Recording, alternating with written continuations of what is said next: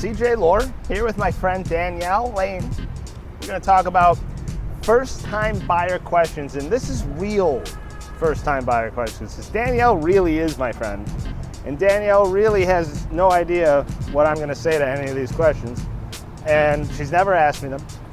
And so it's like an opportunity to have a live look into what an initial buyer consultation might look like if you've been friends with your realtor for a long time and he gives you a hard time a lot. So, that's pretty accurate. Are you excited? I'm excited. Yeah. Cool. I am looking to buy, have been for quite a while now. Yeah, you've been renting, right? Been renting. Yeah. I've been renting, but probably paying more than I think I would pay if I was a homeowner. Sure. I think. Yeah, you know, right?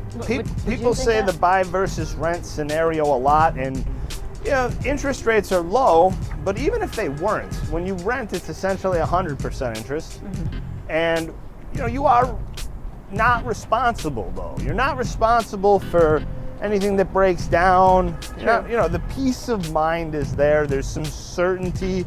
It's good for some people. Now, let me ask you, what's your biggest advantage in your head right now to owning a home versus renting, you know, like you have been? The biggest advantage? Well, practically speaking, I would have a yard for my son. Yeah. Which I want. Yard for your boy. A yard for my boy, and my dog. And I'd be investing, right? Because a house is an investment. It is an investment. Now, Robert Kiyosaki would tell you that a house is an investment if you have a tenant in it. It's putting money, you know, you're getting money coming in from it. But yeah, your house, it is an investment in the sense that it's a savings account that you're paying every month.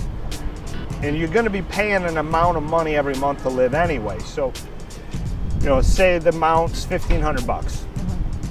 And if you spend $1,500 on your home, you know, a good portion of that eventually when you go to sell, it'll go back in your pocket. And that asset that you own is going to go up in value over time. Right. So yeah, absolutely an investment.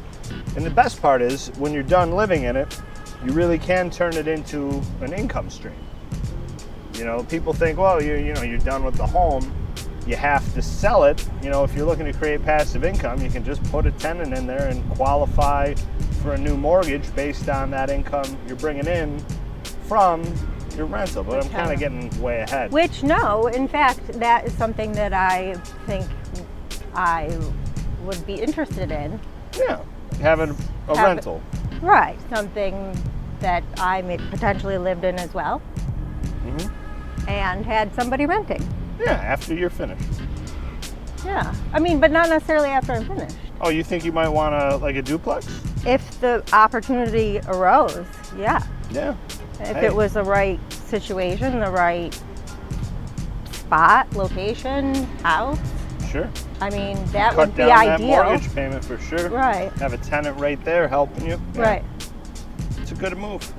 So, you know, the first step when you get into this adventure is figuring out how you're gonna, you know, obviously we know how you're gonna pay for the home, but you know, the first step for a buyer is figuring out how they're gonna pay for the home. Whether they're gonna have a mortgage, whether they're gonna pay cash for it, and that's gonna determine, you know, how you're going to fare in multiple offers, which you're almost certainly going to wind up in today's market, because negotiating a real estate transaction means something different now than it did a few years ago. Today, doing a good job negotiating a real estate contract means getting the real estate contract signed by the seller. So Right. So I guess that's a question for me then. It's definitely a seller's market. Yeah. Correct? Sure. So